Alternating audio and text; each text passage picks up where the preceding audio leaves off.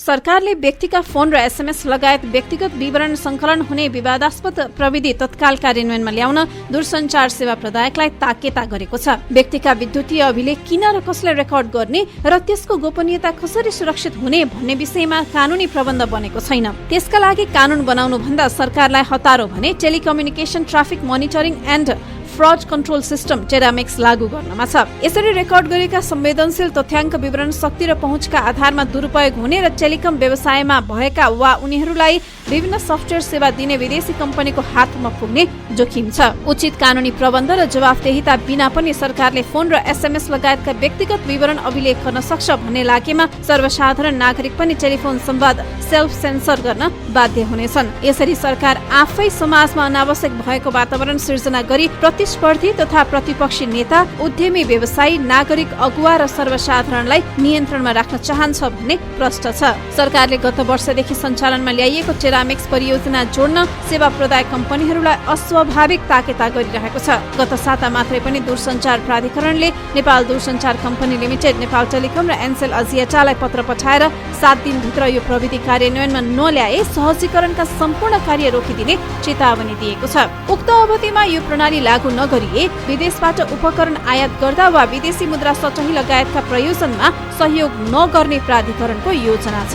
नेपालको दूरसञ्चार क्षेत्रको इतिहासमा नियामकले सेवा प्रदायकलाई दिएको यस्तो चेतावनी आफैमा दुर्लभ हो, तर यसको मनसुबा के हो भन्ने प्रश्न झन् गम्भीर छ। प्राधिकरणले दूरसञ्चार ऐन संशोधन गर्न बनेको विधेयकको मस्यौदामा पनि नागरिकका टेलिफोन विवरण उपलब्ध गराउन सेवा प्रदायकको प्रणालीमा सोझै पहुँच पाउने गरी संयन्त्र जडान गर्न र सूचनामा पहुँच पाउने व्यवस्था राखेपछि त्यसको चर्को आलोचना भएको स्मरणीय छ। तत्पश्चात यो विधेयक सूचना तथा सञ्चार मन्त्रालयमा छलफलमै रहँदा प्राधिकरणले प्रविधि जोड्न सोझै ताकेता बढाएको छ। निश्चय पनि कतिपय आपराधिक घटना रोकथाम, नियन्त्रण र अनुसन्धानका निम्ति शंकास्पद व्यक्तिको दूरसञ्चार सम्पर्क गतिविधिमाथि राज्यको नियन्त्रित पहुँच आवश्यक पर्छ।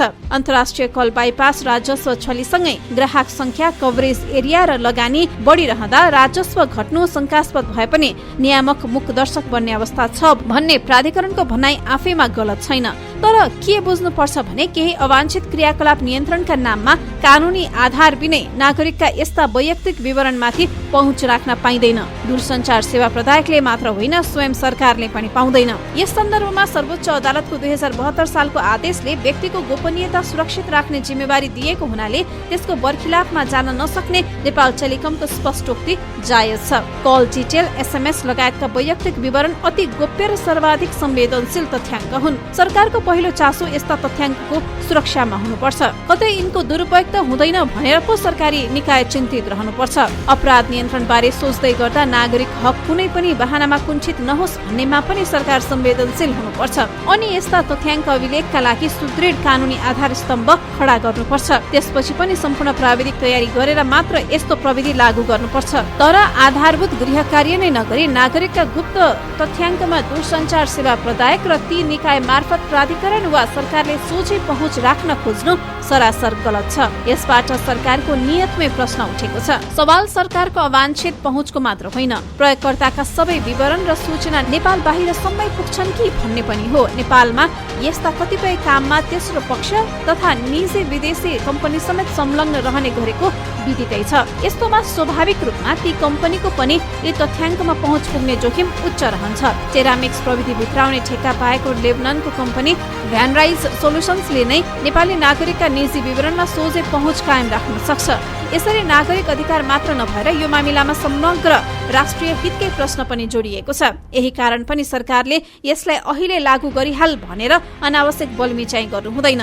राज्यले विधि र सुव्यवस्था कायम राख्न यथोचित कानूनी प्रबन्ध मिलाउन अवश्य सक्छ। तर लोकतान्त्रिक सरकारले यस्ता सबै कार्य विधिको शासन अन्तर्गत रहेर गर्नुपर्छ।